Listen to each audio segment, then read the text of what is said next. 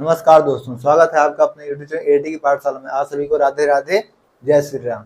हमारी CTET PY की series चल रही है, जिसकी आज 18वीं क्लास हो रही है। इससे पहले 17 क्लास हो चुकी हैं। मुझे उम्मीद है कि आप लोग उन सभी क्लासेस को देख के आए होंगे। सभी क्लासेस का एनालिसिस जरूरी होता है, ठीक है। कह रहा है कि किसी कोण x के पूरक और संपूरक कोणों का योग दे रखा है आपको 140, तब आपको 2x माइनस 10 डिग्री का मान बताना है। अब आप लोग बताइए कि x का पूरा कोण कितना हो जाएगा। x का पूरा कितना हो जाएगा 90 माइनस x, और x का संपूरक कितना हो जाएगा 180 माइनस x। कह रहा है इन कोणों का योग जो है वो 140 दे रखा है। तो 180 कितना 90 कितना हो जाएगा 270 माइनस में 2x बराबर कितना हो गया 140। 140 इधर आएगा उधर जाएगा, 270 माइनस 140 बराबर क्या 2x, यानी 130 बराबर क्या 2x। 2 से कट जाएगा, x की वैल्यू यहाँ से कितनी आ जाएगी 65। तो x की वैल्यू आपकी 65 आ गई। मान आपसे कितना पूछा है 2x माइनस 10 डिग्री का, तो 2 गुणे 65 माइनस में 10, 130 माइनस 10, 120 डिग्री आपकी वैल्यू आ गई। तो बहुत इजी सवाल है, बस आपको जो है संपूरक और पूरक का कॉन्सेप्ट पता होना चाहिए, ठीक है। नोट करिए।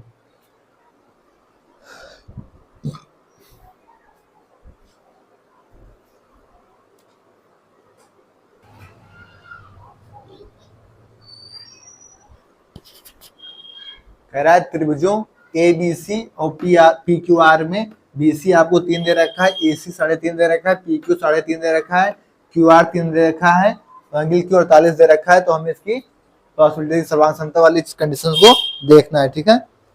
तो वह त्रिभुजों ने 2 त्रिभुज है यहाँ पे आपको देखना सीधा ए बी सी और पी क्यू आर, ठीक है।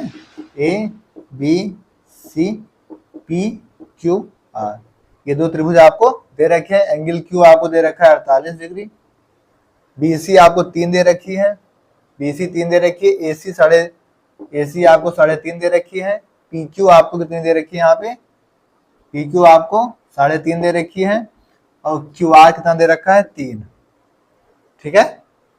तो आपके इन त्रिभुजों के बीच का कोण 48 हो, इन त्रिभुजों के बीच का भी कोण क्या हो 48, क्योंकि क्या है सर्वांग है इसमें, ठीक है, इक्वलिटी है। अब यहाँ से आपको देख रहा है ए बी सी, आपको ट्रायंगल्स का देख रहा है ए बी सी, मतलब ये वाली साइड, खाली वाली साइड से हम स्टार्ट कर रहे हैं, यानी इधर से क्या लेंगे आपका पी आर क्यू। सर्वांग किसके हो जाएगा यहाँ पे एंगल पी आर क्यू की। सर्वांग से फिर 3 पे आए तो ए बी से 3 पे आए, फिर 3.5 पे गए तो 3 से 3.5 जाएंगे, यानी पी आर क्यू आपका यही क्या हो जाएगा आंसर। तो बस आपको चीजें कंडीशंस देखनी है और सीधे अप्लाई करना है और रिजल्ट आपके सामने, ठीक है। इजी सवाल है और हर साल जो है एक सवाल वाला आता है, नोट करिए।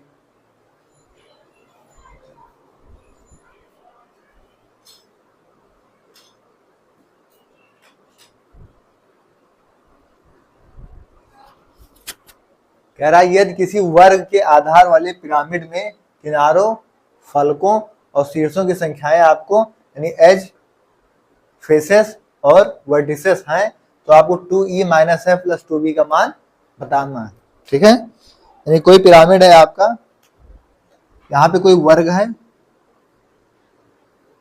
ठीक है, कोई वर्ग दे रखा है आपको, वर्ग के आधार वाले पिरामिड, यहाँ पे कोई आपका क्या है पिरामिड है, ठीक है। वर्ग के आधार वाले पिरामिड के जो आपको एजेस, फलक और वर्टिसेस की वैल्यू यहां से आपको फाइंड करनी है, ठीक है।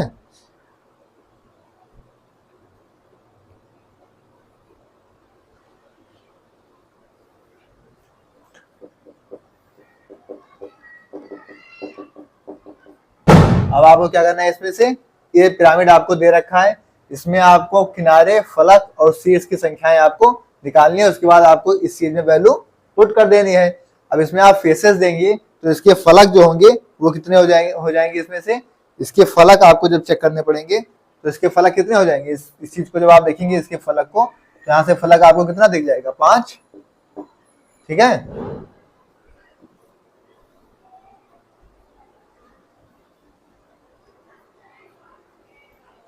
फलक यहाँ से इसका कितना हो जाएगा 5, मतलब वर्ग के भुजा का है, किनारा इसका देखेंगे तो वर्ग का है, तो 4 4 कितना हो जाएगा आपका 8 एजेस।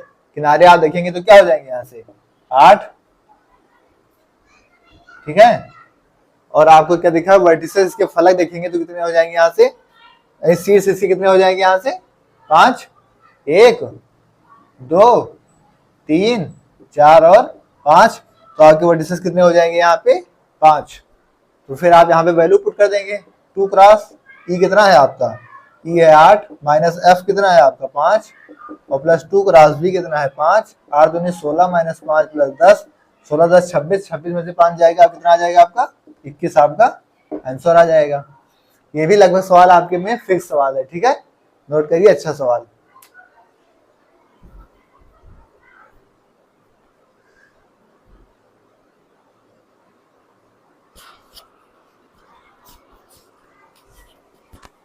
कह रहा है किसी चतुर्भुज के कोण 3:5:3:4 के अनुपात में है, तब उस चतुर्भुज के सबसे बड़े कोण से 40 डिग्री अधिक जो है बराबर है, ठीक है।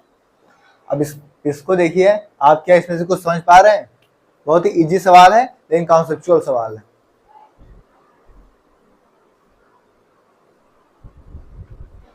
समझ पाए आप लोग? आपको देखना क्या है, चतुर्भुज दे रखा है आपको, चतुर्भुज के कोण 3:5:3:4 के अनुपात में है, तब उस चतुर्भुज के सबसे बड़े कोण से 40, यहाँ से लगा लो, से क्या है 40 डिग्री अधिक बराबर होगा। किसके बराबर होगा वही कोण आपको बताना है। तो चतुर्भुज के चारों कोणों का योग कितना होता है 360 डिग्री। तो यहाँ पे आप क्या करेंगे, इनको x मानिए, डायरेक्ट कर लीजिए। तो 5 3 8, 8 3 11 4 15, 15 इसे x मान लो तो किसके बराबर हो जाएगा यहाँ पे 360, और 15 से यहाँ से काट देंगे तो जाएगा 15 दूना 30, 15 चौके 60, यानी x की वैल्यू आपकी क्या आ गई 24। इनमें से कह रहा सबसे बड़े कोण, तो सबसे बड़ा रेशियो जो होगा सबसे बड़ा कोण आएगा, जाहिर सी बात है। तो यहाँ 5 की वैल्यू आ जाएगी आपकी, तो 5 गुणे 24 कितना हो जाएगा, 24 पंचे कितना होता है 120। इसमें कह रहा है कि सबसे बड़े कोण से 40 डिग्री अधिक, तो इसमें 40 आप जोड़ देंगे तो कितना हो जाएगा 160 डिग्री आपका आंसर। तो बस सवाल में कोई दम नहीं है, बस आपका कॉन्सेप्ट जो है क्लियर होना चाहिए, ठीक है। तो 160 डिग्री कौन सा ऑप्शन है डी, तो ये आपके क्या हो जाएगा आंसर, ठीक है, नोट करिए।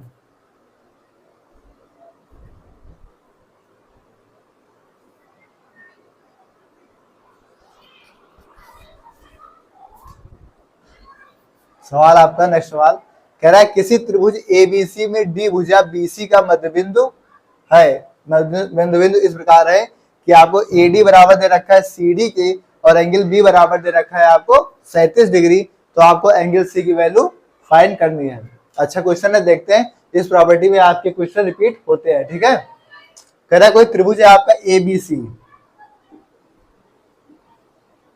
कोई त्रिभुज है आपका क्या एबीसी, कह रहा है डी भुजा बीसी का मध्यबिंदु है। तो बीसी का मध्यबिंदु है यहाँ पे, कोई डी पॉइंट है बीसी का मध्यबिंदु है। इस प्रकार है कि एडी बराबर है सीडी के, एडी जो है ये एडी आपका ये बराबर है किसके सीडी के, मतलब एडी बराबर हो गया आपका सीडी के। एंगल बी आपको 37 डिग्री दे रखा है, बी आपको 37 डिग्री दे रखा है। तो हमसे एंगल सी की वैल्यू पूछ रखी है, एंगल सी की वैल्यू हमें निकालनी है। हम क्या कर रहे हैं, हमने एंगल सी को क्या अगर मान ले x मान ले, तो ये दो भुजा बराबर हैं, त्रिभुज की दो भुजा बराबर होते हैं तो उनके आमने सामने कोण बराबर होते हैं, ठीक है। तो इसके अगर ये भुजा बराबर है तो इसके सामने कोण क्या है x, तो इस भुजा के सामने कोण क्या हो जाएगा, ये भी आपका x हो जाएगा। इस सवाल को मैं आपको दो तरीके से बताऊंगा और दोनों तरीके से आप देखिए कितना आसानी से सवाल हो रहा है, ठीक है। अब बताइए अगर जितनी भुजा आपकी ये है उतनी भुजा ये भी तो है, क्योंकि बीसी का मध्यबिंदु क्या है डी है। तो जितनी भुजा आपकी सीडीसी है उतनी भुजा आपकी बीडी है, तो इसका मतलब ये भी भुजा इसी के बराबर हो जाएगी। दोनों साइड इसकी इक्वल तो हैं, तो आपकी बीडी भी इसके इक्वल हो जाएगी। अब जब ये दो भुजा बराबर हो गई तो इन दोनों के सामने कोण क्या होगी, ये भी बराबर हो जाएंगे। तो ये वाला कोण अगर इस भुजा के सामने कोण 37 है तो इस भुजा के सामने कोण कितना हो जाएगा, ये भी आपका 37 डिग्री हो जाएगा। तो ये वाला कोण यहाँ से क्या आ गया आपका, यहाँ से ये भी 37 डिग्री आ गया। अब त्रिभुज के तीनों अंतःकोणों का योग कितना होता है 180 डिग्री होता है। आप देखिए ए बी डी में, त्रिभुज ए बी डी में ये 37 है, ये 37 है, तो 37 37 कितना हो गया 74। 74 से आपका ये वाला कोण कितना आ जाएगा, 180 में से आपका 74 माइनस हो जाएगा तो कितना आ जाएगा यहाँ पे 106। 37 74 प्लस क्या एंगल डी इक्वल टू कितना हो जाएगा 180। यहाँ से आपका एंगल डी कितना आ जाएगा 106 डिग्री। ठीक है, यानी एंगल डी यहाँ से क्या आ गया आपका 106 डिग्री।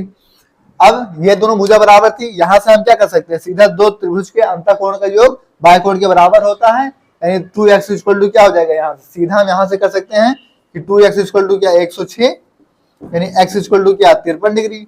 ये भी यहाँ से कर सकते हैं और यही आपका 53 डिग्री आपका आंसर आना है। या ये वाला कोण आपका 106 हो गया है और स्ट्रेट लाइन पे जो कोण होता है वो कितना होता है 180 डिग्री होता है। तो अगर ये 106 है तो ये वाला कोण आपका कितना आ जाएगा, ये हो जाएगा आपका 74 डिग्री। और फिर त्रिभुज के तीनों अंतःकोण का योग कितना होता है 180 डिग्री होता है।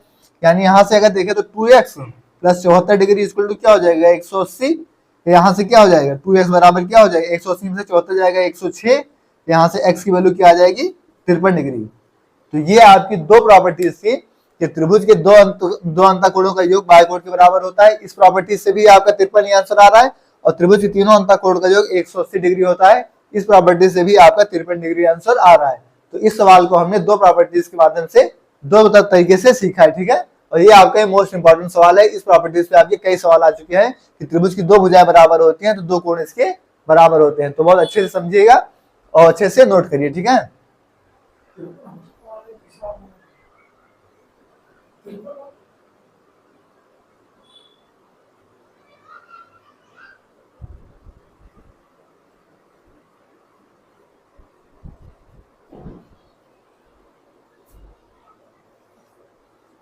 कह रहा है भुजाओं 24 सेंटीमीटर 25 सेंटीमीटर और 7 सेंटीमीटर भुजाओं वाले एक त्रिभुज का क्षेत्रफल आपको दे रखा है। त्रिभुज का क्षेत्रफल 14 सेंटीमीटर लंबाई वाले एक आयत के क्षेत्रफल के बराबर है। तो आपको आयत का परिमाप निकालना है।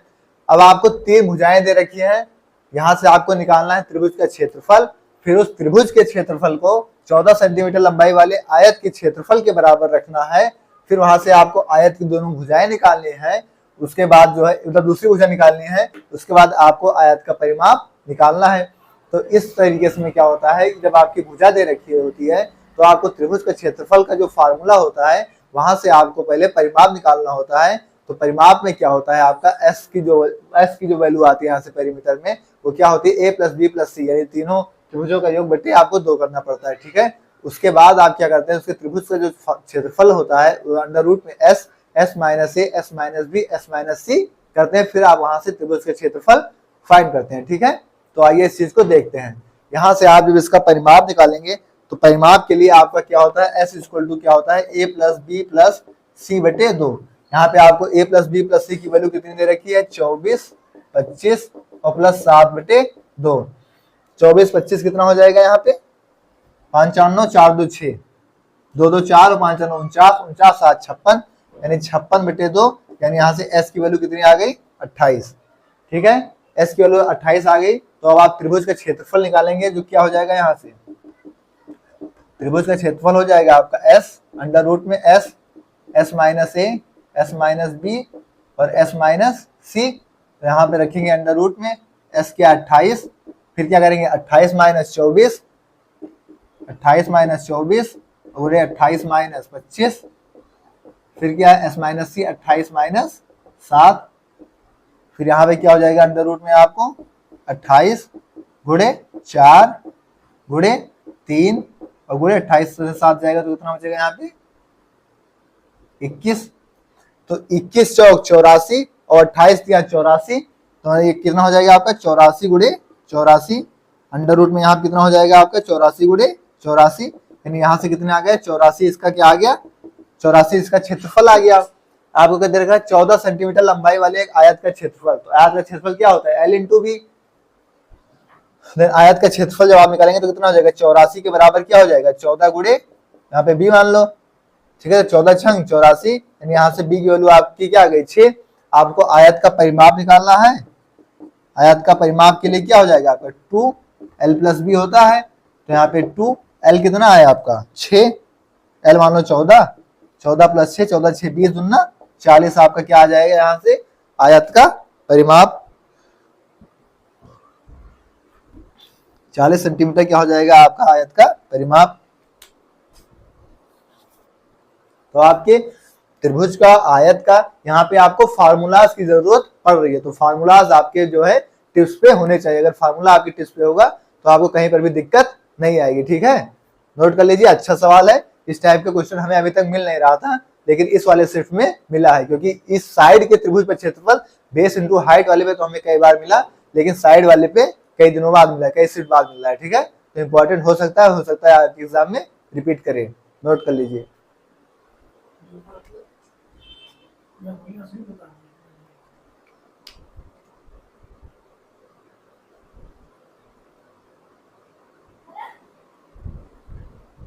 कह रहा है किसी वृत्ताकार खेत का क्षेत्रफल आपका 616 मीटर स्क्वायर दे रखा है। कोई वृत्ताकार खेत है आपका जिसका क्षेत्रफल आपको 616 मीटर स्क्वायर दे रखा है, तब इस खेत पर 5 रुपए प्रति मीटर की दर से बाड़ लगाने का व्यय आपका कितना है। मतलब 5 रुपए की दर से आपको इस खेत के पूरे पर जो है बाड़ लगाना है, तो उसका व्यय आपका यानी खर्चा आपका कितना आएगा। तो बहुत ही सरल सवाल है और बहुत ही अच्छा सवाल है आपके लिए, ठीक है। तो वृत्ताकार खेत का क्षेत्रफल क्या होता है, पाई आर स्क्वायर। कितना दे रखा है आपको 616, पाई की वैल्यू क्या है 22/7 गुणे आर स्क्वायर बराबर यहाँ क्या है 616। 11 से काट देंगे, 11 दूनी 22, 11 बचे 55, 11 बचे 55 और क्या हो जाएगा यहाँ पे 66, 56, 2 से कट गया 28, 28, 7 से कट जाएगा 7 चौक 28, 28 नहीं 7 से यहाँ पे क्या होगा इसका मल्टीप्लाई, आर स्क्वायर बराबर क्या हो गया 28 गुणे 7। तो इसमें क्या 7 गुणे 4 है, यहाँ पे क्या 4 गुणे 7 गुणे 7, यानी 7 यहाँ से आएगा, 2 यहाँ से आ जाएगा, यानी आर बराबर क्या आ जाएगा यहाँ से 14 सेंटीमीटर आ गया।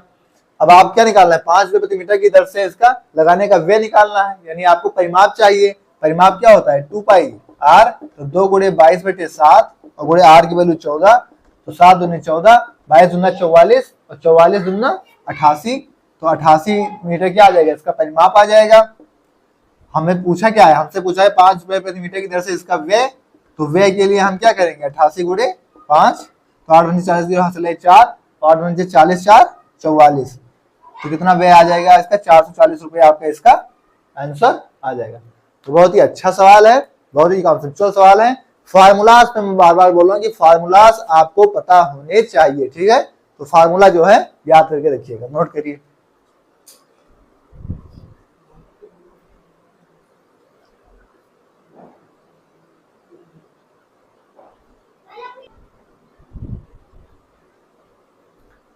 कह रहा है किसी लंबवृत्तीय बेलन के आधार का परिमाप आपको 44 सेंटीमीटर दे रखा है तथा उसकी ऊंचाई आपको 8 सेंटीमीटर दे रखी है, तो उस बेलन का आयतन आपको निकालना है। तो सीधा फार्मूला पे सवाल है, आपका परिमाप कितना दे रखा है यहाँ पे 44, तो 2 गुणे 22/7 गुणे आर बराबर 44, 22 19, 44 से 44 कट गया, आर की वैल्यू क्या आ गई 7 सेंटीमीटर। यहाँ से एच आपको 8 दे रखा है, बेलन का आयतन क्या होता है पाई आर स्क्वायर एच, पाई की वैल्यू क्या 22/7, आर की वैल्यू क्या 7 का स्क्वायर और गुणे एच 8, एक 7 से एक 7 कट जाएगा, कितना हो जाएगा आपका 22 7 144 और गुणे 8 यानी 8 चौक 32 के 2 हासिल है 3, 8 चौक 32 3 35 के 5 हासिल है 3, 8 3 11, तो कितना आ जाएगा आपका 1152 मीटर स्क्वायर।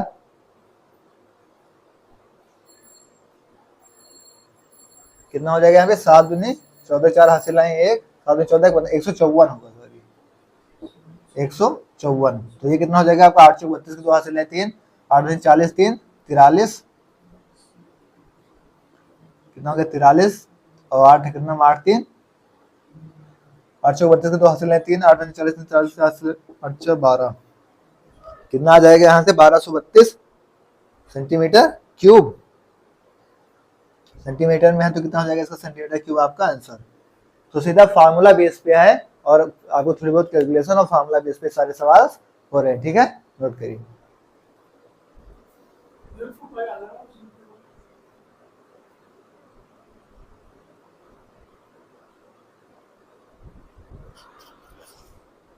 कह रहा है आंकड़ों दे रखा है आपको 20 11 14 8 7 18 20 27 23 53 42 15 के बहुलक माध्यक और परिसक, बहुलक माध्यक परिसक क्रमशः एक्स वाई और जेड है, तो आपको 2x + y - z की वैल्यू निकालनी है। तो ये हर साल रिपीटेड, हर शिफ्ट में रिपीटेड फिक्स सवाल जो कि आपको हमेशा मिलता है। तो इसमें हम सबसे पहले क्या क्या करेंगे, इसे आरोही क्रम में लिखेंगे। तो इसमें से कहाँ शुरुआत है, 8, 8 के बाद आपको क्या दिख रहा है, 7 8, 7 8 11, 11 14, 7 हो गया, 8 हो गया, 11 हो गया, 14 हो गया, इसके बाद 18, फिर यहाँ पे 20, 20, फिर क्या है 23, 27, एक 14 के बाद क्या यहाँ पे 15 भी है, ठीक है।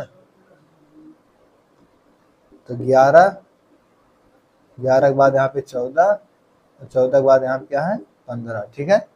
15, 27, 27 के बाद यहाँ पे है आपका 42, 42, और 42 के बाद है यहाँ पे आपका 53। कितनी है यहाँ पे, 1 2 3 4 5 6 7 8 9 10 11 12, ठीक। सबसे पहले इस पे देख रहा है बहुलक, बहुलक निकालेंगे हम। बहुलक यानी x की वैल्यू यहाँ से क्या हो जाएगी आपकी, सबसे ज्यादा बार क्या है 20, तो 20 हो गया बहुलक। फिर आपको निकालना है माध्यक, तो माध्यक तो हम उससे निकालेंगे n/2 प्लस n/2 प्लस वाला पद करके बेटे 2, उससे क्या सब निकालेंगे नहीं, हम डायरेक्ट देखेंगे कितने पद हैं, 1 2 3 4 5 6 7 8 9 10 11 12, मतलब सब में है। तो 1 2 3 4 5 6 इधर हो गया, 6 उधर हो गया, 18 20 के बीच का होगा, यानी इन दोनों के बीच का आपका क्या होगा, माध्यक होगा। तो 18 20 के बीच में क्या आता है आपका 19 आता है, तो ये आपका क्या हो गया माध्यक। हम यहाँ से डायरेक्ट करते हैं, जो मतलब ना समझ पा रहे हो पिछली क्लासेस को जाके देखे, वहां हम जो है फॉर्मूलाज वाला कर दिए थे 1-2 बार, कि जो ना समझ पाया हो वो समझ जाए। फिर हमें क्या निकालना है, परिसर, परिसर यानी जेड की वैल्यू। तो परिसर क्या, मैक्सिमम में से मिनिमम को माइनस करते हैं, 53 - 7, यहाँ से कितना हो जाएगा, 3 यहाँ घटेगा 4 वहां घटेगा, कितना हो जाएगा यहाँ पे 46। हमको निकालना क्या है 2x + y - z, 2x + y - z। तो 2 गुणे x की वैल्यू यहाँ है 20 प्लस y की वैल्यू है 19 और माइनस z की वैल्यू कितनी है 46। तो 20 दूना 40 प्लस 19 माइनस में क्या 46, यहाँ पे 6 और 6 यहाँ से कट जाएगा, कितना आएगा यहाँ से 13 आपका आंसर। तो ये आपका जो है बहुत ही अच्छा सवाल था और बहुत ही बढ़िया सवाल था और फिक्स वाला सवाल है, जिसमें आपको कोई प्रॉब्लम्स नहीं होनी चाहिए, ठीक है। तो इसे नोट कर लीजिए, उसके बाद आगे देखते हैं।